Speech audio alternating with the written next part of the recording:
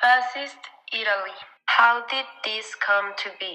How did Italy become the first totalitarian state in Europe? To answer all of these questions, we have to go back to the Great War in 1914. A war that started with the assassination of the Archduke of Austria-Hungary, Franz Ferdinand, in Sarajevo by a terrorist group called the Black Hand, who wanted to make a political statement that helped them break Austria-Hungary's slave provinces. This attack made the European alliances even stronger. The Central Powers, confirmed by Austria-Hungary, Germany, Bulgaria, and the Ottoman Empire, and the Allied powers who were France, Great Britain, Russia, Japan, Italy, the United States, and others. Leading up to the war, Italy had an alliance with the Central Powers and should have joined their side, but the government decided to declare neutrality because they were convinced they could not get the territories they wanted if they cooperated with them. In 1915, Italy signed the secret Treaty of London and therefore came into the war on the side of the Allies and fought mostly against Austria-Hungary. 4th of August of 1914, German troops entered Belgium, which was a neutral country, and this was the starting point of the war. Nationalism, fear, and the alliances were the factors that pushed the war into being so big and influential all around the world. This conflict had certain peculiarities that made it different from other wars. It was the first time so many countries had declared war on the opponent sides. 30 countries in total did it. The advances in weaponry and military technology provoked the tactical strategies to change radically, and it altered forever the social and political landscape of the world. The Great War ended the 11th of November of 1918 with the signing of the armistice. It marked the victory for the Allies and the defeat of Germany, but it was not considered a surrender. When this happened, it was agreed that there would be a peace conference held in Paris to discuss the post-war world. Leaders of 32 states attended. Although the negotiations were dominated by the 5 major powers responsible for defeating the Central Powers, the United States, Britain, France, Italy, and Japan. The big 3 were the most important characters from these conferences. These are David Lloyd George representing Britain, Woodrow Wilson from the US, and the French Georges Clemenceau. These meetings culminated in the creation of the Treaty of Versailles that was intended to end the war.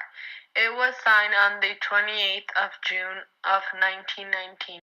Some important points from this were that Germany had to take full blame for the war and pay 6,600 billion euros for reparations. The redrawing of the map of Europe, including the reintegration of Poland and the foundation of the League of Nations, an organization whose principal goal was to maintain the world peace. Germany was forced to sign the treaty and the war was officially over. After the war, many European countries suffered to get back to where they were before and to recover from the great losses. One of these countries was Italy. Its economy was ruined since all of the soldiers had been demobilized. Many of the factories had closed and unemployment skyrocketed. This came as an extra weight to the disappointment that the Italians felt towards the victory in the Great War. Even though they were promised a lot of things by foreign governments and even their own, these agreements were not met and the people were mad. These extreme feelings gave power to a socialist group that incited a revolution like the one in Russia. But the rest of the population that wasn't scared of them turned to a new group called fascists, led by Benito Mussolini. Benito Mussolini was born in Predapio, Italy on July 29, 1883.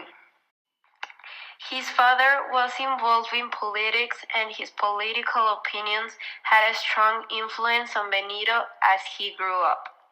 After graduating, Mussolini became involved in politics and he worked for the Social Party, but was kicked out of it when he supported the Italian participation World War I.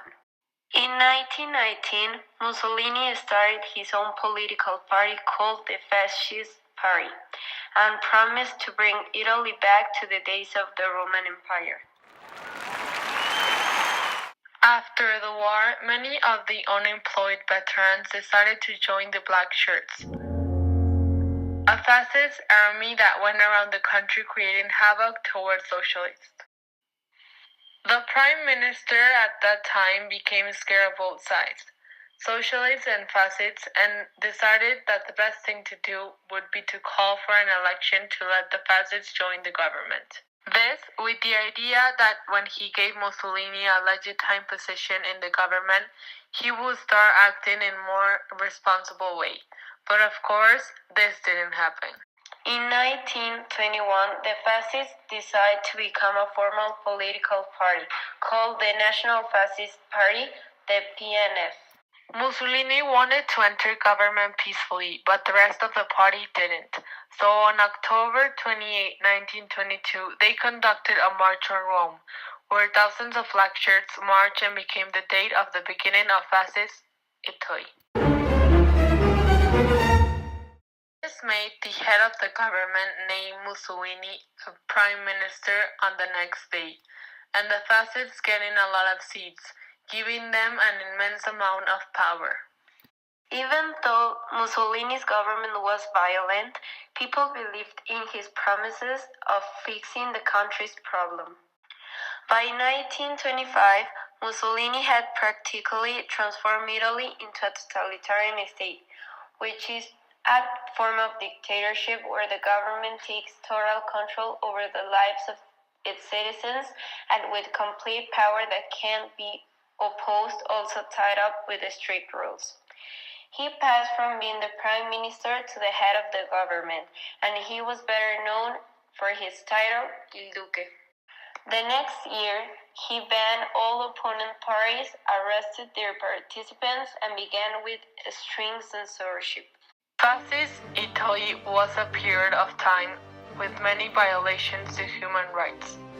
The violation to freedom of speech was practiced when the regime said everyone had to listen and follow all the rules given by them, and people could not oppose them, because if they did, they will kill them or arrest them. With this came the violation to the right of life, liberty, and security of person, when Mussolini's invading soldiers murdered thousands of civilians, bombed the Red Cross, dropped poison gas, starved infants in concentration camps, and tried to annihilate cultures considered inferior. But Mussolini's main goal was to fix Italy's economy. The economy of fascist Italy was weak because Italy had made little recovery after the Great War and did not have as many industrial zones as the other European countries. His plans for Italian economy were based on weaknesses he could not overcome. He wanted to advance the economy in Italy by doing two things: attacking the power of trade to control the workers, and giving Italy targets that he called Battle for Birds, which was a battle for land, lira, and grain. The battle for the land meant clearing areas to make it usable for farming and other activities. These new cleared land also had roads built on them to improve the country's infrastructure. This work was intense and gave jobs to many people, so the majority saw it as success. The battle for the lira was to restore the purchasing power that lira had in the years before. Mussolini thought that a weak currency would look bad while he was trying to make Italy an European superpower, so he appreciated its value by making exports more expensive. This created unemployment because many industries couldn't afford to sell their goods. This battle proved that Italy could not stand a plan like that, and that it was not an industrial nation yet, but an agricultural one. In the battle for grain, Mussolini wanted to make Italy grow economically and practically make it self-sufficient. His plan was to grow grain at the expense of fruits and vegetables, which were cheaper to produce. Italian grain became expensive in the homes and the price of bread rose. This was a major problem for the poor population since bread was practically the only food they could afford. But farmers were benefited with this battle since they were guaranteed a good selling price for what they produced. Mussolini also made an agreement with Pope Pius XI. He had to stop openly criticizing fascism, and in exchange, he would get some money, and the Vatican would gain its independence in 1929. This also encouraged two Italians to be more connected to the Roman Catholic Church, which was an important point in fascist ideology. During the 30s, a catastrophic worldwide economic crisis took place. There are many causes for this event, like the stock market crash of 1929, the post-war economy management, the excess from the roaring 20s, and back failures all around the world. But Mussolini thought fast and gave the unemployed Italian jobs in a large program of public construction projects, which made him gain even more popularity. Nevertheless, international trade was still struggling. The fascist government made some arrangements with the banking system, which made them being able to survive the Great Depression not as devastated as other nations, along with Mussolini's attempts to make Italy self-sufficient with the Battle of the Birds, which were pretty helpful during this period. During 1939, Mussolini held a good relationship with German dictator Adolf Hitler, with whom he signed the Pact of Steel, an alliance in which both countries promised to help each other in case of war. On September the 1st, 1939, with the German invasion of Poland, World War II had started with Italian participation until 1940. Sometime after, with the loss of almost all Italian colonies in Africa and many Italian lives, things were not looking good for the country. On September of 1943, Mussolini was deposed and arrested while Germany occupied Italy and used it as a puppet state. The Italian Social Republic, which was led again by Mussolini because he managed to escape. But this didn't last long.